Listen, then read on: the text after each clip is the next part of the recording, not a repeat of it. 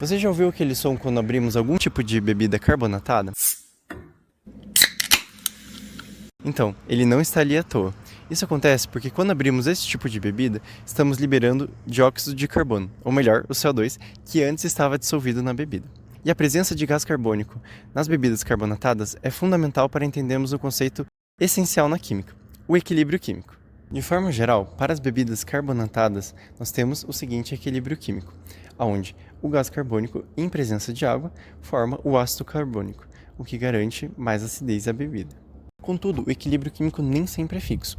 Existem diversos fatores que podem alterar esse equilíbrio, como a temperatura, como a pressão, ou a perda de reagentes ou de produtos, que fazem justamente com que esse equilíbrio seja deslocado para compensar a perda de produto ou de reagente, como é exatamente no caso das bebidas carbonatadas. Quando abrimos um recipiente contendo uma bebida carbonatada, nós estamos perdendo gás carbônico para o ambiente. E o equilíbrio, então, tenta compensar essa perda de gás carbônico com o consumo do ácido carbônico. Ou seja, na prática, o que nós temos é o gás carbônico sendo liberado para o ambiente, o ácido carbônico sendo consumido para compensar essa perda, a acidez da bebida diminuindo e o pH aumentando. Então, para verificar essa teoria, nós iremos utilizar um refrigerante como exemplo de bebida carbonatada. E iremos realizar também duas análises em laboratório, sendo uma delas a variação de pH conforme maior tempo de exposição da bebida com o ar atmosférico e uma titulação para verificar a presença de outros ácidos no refrigerante, no caso da nossa amostra, sendo apenas o ácido cítrico. Antes de tudo, reunimos todos os materiais e instrumentos necessários para o experimento.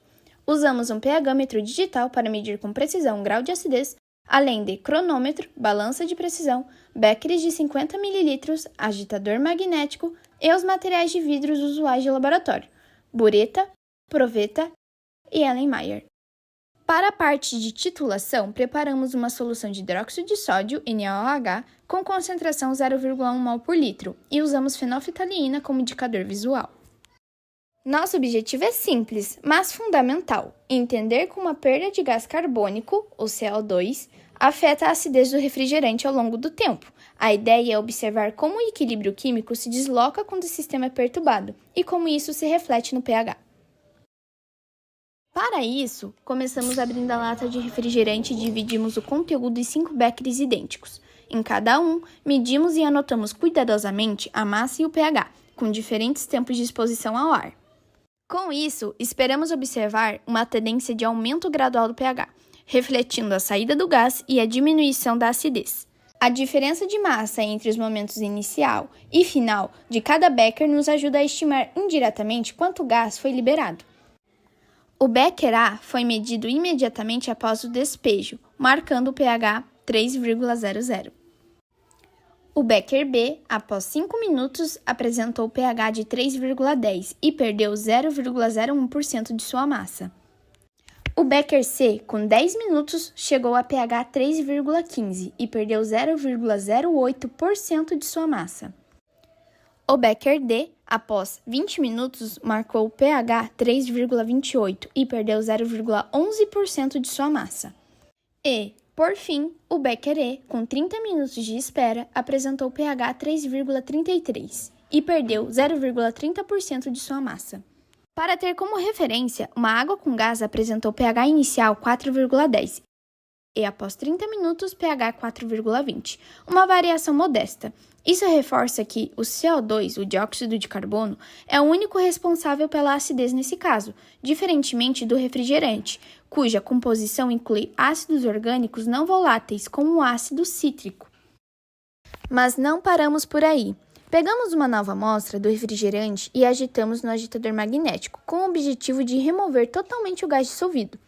O pH medido após a desgasificação foi como esperado, foi maior, reforçando a ideia de que o CO2 dissolvido é o principal responsável pela acidez observada. Por fim, passamos à titulação ácido-base, que nos permite quantificar a quantidade de ácido, que não depende apenas do gás, mas também dos outros ácidos presentes no refrigerante, como o ácido cítrico.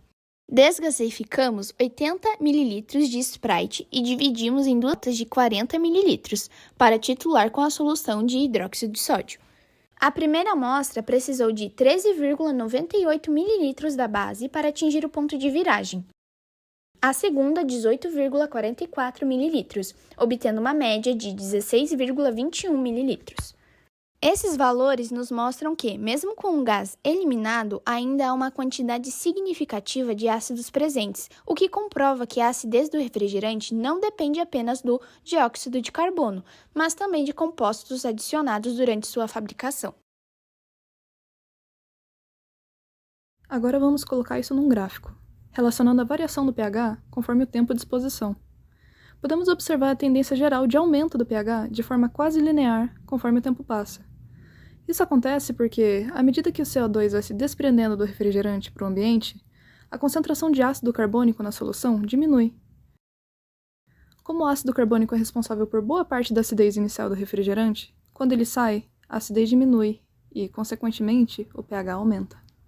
Em outro gráfico, também, podemos relacionar a perda de massa em relação ao tempo de exposição. Como esperado, quanto mais tempo o refrigerante ficou exposto, maior foi a perda de massa. Isso acontece porque o gás carbônico dissolvido no líquido vai se desprendendo para a atmosfera. E como o gás tem massa, essa saída gradual faz com que a massa total do becker diminua. No começo, a perda foi bem pequena. Em 5 minutos, apenas 0,01% da massa foi perdida. Mas depois de 30 minutos, já tinha se perdido cerca de 0,30% da massa inicial. Essa tendência crescente reforça a ideia de que o CO2 é liberado de forma progressiva ao longo do tempo. Para obter o resultado final da concentração de ácido cítrico na amostra, primeiro precisamos calcular a quantidade de mols de hidróxido de sódio, NaOH, presente na amostra. Sabendo que a concentração de hidróxido de sódio é de 0,1 mol por litro, e a média entre os dois pontos de viragem é de 0,0621 litros, podemos calcular que havia 1,621 vezes 10 a menos 3 mols de hidróxido de sódio na amostra.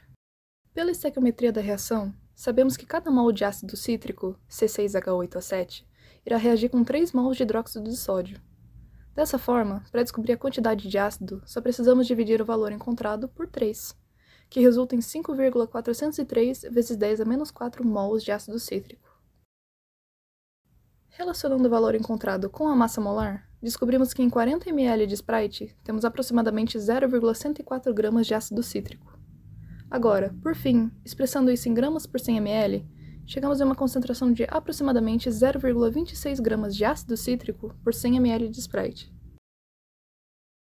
Em resumo, esse experimento nos permite visualizar como um sistema químico responde a uma perturbação, ilustrando com clareza o conceito de equilíbrio químico.